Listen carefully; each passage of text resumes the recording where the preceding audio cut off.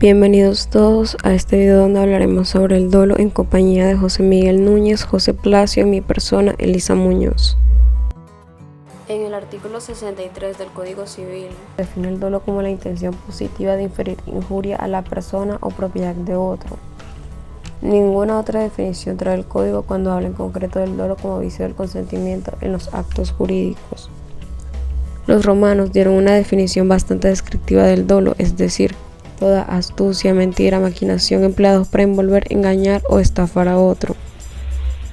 Entre las definiciones modernas es particularmente precisa la traída por los tratadistas Well y Terre. Se llama dolo a las maniobras fraudulentas, engaños, mentiras, reticencias de que una persona se sirve para engañar a otra con ocasión de un contrato.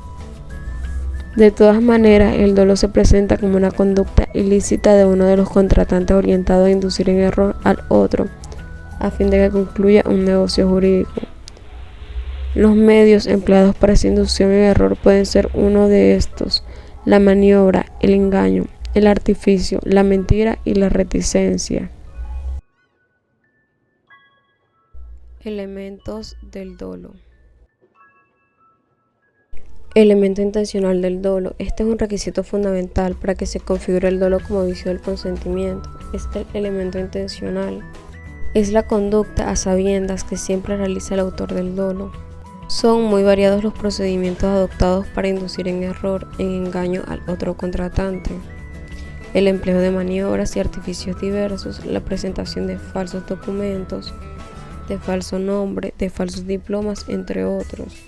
Todo esto orientado por la intención positiva de inferir injuria a otro, de perjudicarlo.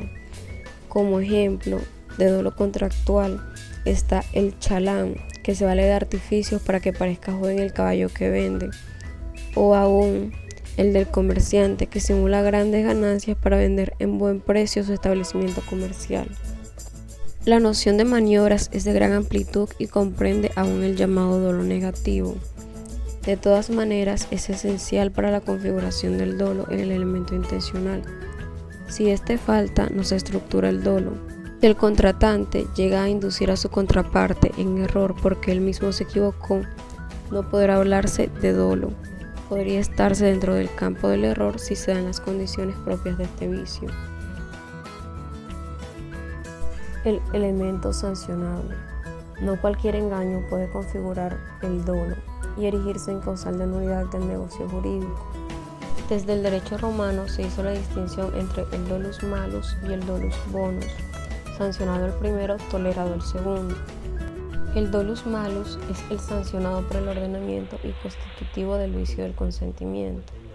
El dolus bonus está constituido por pequeñas mentiras toleradas, por ciertas maniobras que no son consideradas como dolosas por el consenso general, sino más bien aceptadas por los usos y costumbres.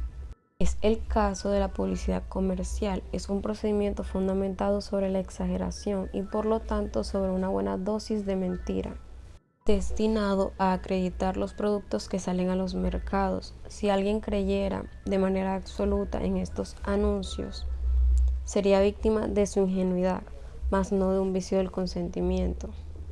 Se trata de un dolus bonus aceptado por los usos y tolerados por el ordenamiento jurídico. En este caso, la ley tutela más la estabilidad de los negocios jurídicos que el interés del contratante, quien está en capacidad de defenderse contra estas exageraciones habituales de la propaganda. Estas carecen de elemento intencional del dolo, ya que no entrañan una verdadera intención de perjudicar a nadie. Elemento determinante. Para que el dolo se convierta en causal de nulidad del contrato, se requiere, así como ocurre con la fuerza y el error, que haya sido determinante del consentimiento. En otras palabras, el dolo no puede considerarse vicio del consentimiento, sino cuando ha tenido una influencia determinante ante él, cuando aparece claramente que sin él no se hubiera contratado, como lo estipula el artículo 1515 del Código Civil. Además, lo dice el autor de juglar: el dolo es determinante cuando las maniobras practicadas por una de las partes para sorprender o engañar a la otra llevaron verdaderamente a esta a contratar. A partir de lo anterior habrá que formular la siguiente pregunta, y es: si no se hubiesen ejercido las maniobras engañosas, ¿el contratante habría contratado? Si la respuesta aquí es negativa, entonces no habría contratado. Estaríamos frente a un dolo determinante, ya que fue en razón de él por lo que dio su consentimiento. Por lo tanto, se trata de un consentimiento viciado. El elemento material del dolo. En el transcurso de la investigación se ha visto que el dolo consiste en el empleo por parte de uno de los contratantes de un medio fraudulento orientado a inducir en error al otro contratante para que preste su consentimiento en el contrato. Es de gran importancia precisar la naturaleza de este elemento material, en virtud del cual se va a exteriorizar esa intención positiva de la cual habla nuestro Código Civil para estructurar el dolo o vicio del consentimiento. Porque además del elemento psicológico, es decir, la intención de engañar, se requiere también un elemento material. Hablamos del medio fraudulento. En la concepción clásica y en la mayoría de los casos prácticos, por lo demás, el dolo se realiza mediante maniobras. Por maniobras ha de entenderse todos los artificios, todos los actos realizados con el fin de inducir al contratante en engaño. Clasificación del dolo. Dolo principal, dolo incidental, dolo positivo y dolo negativo. El dolo principal o determinante es el que motiva la nulidad del acto, porque engendra un error que es a su vez la causa única por la cual se celebró. Esta es la segunda condición exigida por el ordenamiento jurídico colombiano para que el dolo constituya vicio de la voluntad. El autor Ospina Fernández considera que dicho requisito se cumple cuando el dolo sea la causa determinante del acto o contrato, es decir, que induzca a la víctima a celebrar un acto que, de no haber mediado el dolo, no habría incurrido. También es sostenida dicha posición por el autor Paredes Hernández, al mencionar que el dolo debe cumplir un papel determinante en la voluntad de quien sea la víctima del engaño. Para estos efectos, el dolo debe ser causa eficiente de la celebración del acto que se pretende anular. Dolo incidental. El dolo es incidental cuando los artificios, maniobras o engaños usados por una de las partes o por un tercero no han determinado a la otra parte a celebrar el acto jurídico, pero han logrado que la víctima preste su asentimiento en condiciones que son más gravosas o perjudiciales. Aunque sin el dolo incidental, la parte afectada de todas maneras habría celebrado el acto, pero en condiciones diferentes, menos gravosas. Acá no da lugar a que se anule el acto jurídico, solo se indemniza. El dolo incidental no es un engaño determinado de la voluntad y por lo tanto es el que se constituye como causa eficiente de la celebración del acto jurídico, pues con o sin mediación se hubiera de todas maneras celebrado. Este dolo es el que se utiliza para poder obtener indebidas ventajas y es favorable al lograr que la víctima del dolo celebre el acto. Dolo positivo y dolo negativo. El dolo positivo consiste en las acciones del autor del engaño. Se percibe en ellas a la mentira, cuando es utilizada para negar o esconder la existencia de elementos decisivos a los fines de dicha negociación. Es decir, el dolo positivo es la acción engañosa de la gente, que induce a una persona a realizar un acto contrario a su verdadera voluntad. El dolo negativo se refiere a la reticencia del autor del engaño, determinante de la voluntad de la otra parte.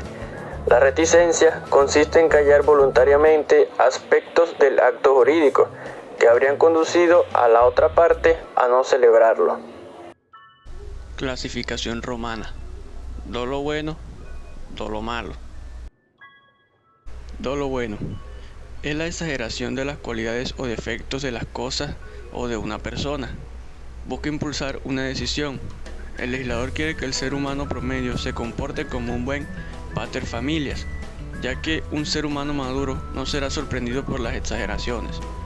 Es por esto que no se sanciona el dolo bueno. Tampoco se puede iniciar una acción procesal. Dolo malo. Una de las partes busca obtener de la otra la voluntad para consentir a través de engaños. El dolo malo es el practicado con objeto o intención de perjudicar. Se sanciona con nulidad relativa. La acción para pedir su nulidad prescribe en 5 años. ¿Cuándo es el dolo un vicio del consentimiento y cuándo no lo es? Para responder esta pregunta debemos de tener en cuenta el artículo 1515 del Código Civil colombiano, el cual dispone lo siguiente: el dolo no vicia el consentimiento sino cuando es obra de una de las partes y cuando además aparece claramente que sin él no hubiera contratado. En los demás casos el dolo da lugar solamente a la acción de perjuicios contra la persona o personas que lo han fraguado o que se han aprovechado de él, contra las primeras por el total valor de los perjuicios y contra las segundas hasta concurrencia del provecho que han reportado el dolo. En relación con lo anterior se desprenden distintos escenarios en los que puede llegar a presentarse el dolo. En este caso solo uno de ellos vicia el consentimiento. La doctrina ha dividido dichos supuestos de la siguiente manera: A. Dolo dirimente, que es vicio del consentimiento. B. Dolo incidental, que da origen a responsabilidad civil. Y C. Dolo indiferente. Vamos con el primero: dolo dirimente o vicio de la voluntad. Esta clase de dolo reviste la calidad de vicio del consentimiento, de modo tal que conduce a la invalidez del acto o negocio jurídico. Sin embargo, para el derecho civil es indispensable que concurran dos condiciones importantes determinadas por el artículo 1515. Estas son: 1. que sea obra de una de las partes; 2. que sea determinante el acto o contrato. Vamos con el primero: el dolo debe ser obra de una de las partes. Así lo exige el primer inciso del artículo 1515, de modo que si los artificios o maquinaciones provienen de un tercero, el acto se tendrá por válido y debe ser mantenido, en tanto ellos sean genuinos terceros no vinculados con las partes. No obstante, cuando el tercero es cómplice, agente o representante de la parte, estamos frente al escenario en que el contratante doloso actúa por extensión. Por tanto, el contrato debe ser anulado. Vamos con el segundo punto: el dolo debe ser determinante. Esta es la segunda condición exigida por el ordenamiento jurídico colombiano para que el dolo constituya vicio de la voluntad. El autor Ospina Fernández considera que dicho requisito se cumple cuando el dolo sea la causa determinante del acto o contrato, es decir, que induzca a la víctima a celebrar un acto que, de no haber mediado el dolo, no habría incurrido. Vamos con la división que hace la doctrina y hablamos del dolo incidental, que da origen a responsabilidad civil. De conformidad con el segundo inciso del artículo 1515 del Código Civil, si el dolo que interviene en el negocio no cumple con las condiciones de dolo dirimente, no se configurará el vicio del consentimiento y no se podrá perseguir la nulidad del acto o negocio jurídico. No obstante, la víctima tendrá derecho a perseguir la indemnización de los perjuicios por el agente doloso, quien a su vez estará en la obligación de resarcir los daños ocasionados. El segundo inciso del mencionado artículo tiene por objetivo que en los casos en que no se ha viciado el consentimiento por dolo, se dé lugar a la acción de perjuicios contra la persona o personas que lo han fraguado o han sacado provecho de él. Vamos con la última división que hace la doctrina, que estaríamos hablando del dolo indiferente.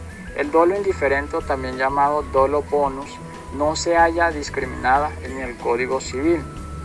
No obstante, la doctrina se ha encargado de desarrollarlo y a su vez la jurisprudencia lo ha aceptado como prácticas de uso ordinario y corriente en el comercio, y que por ser conocidas por todo el mundo permiten presumir que la víctima ha obrado a sabiendas de ellas, o a lo menos con imprudencia.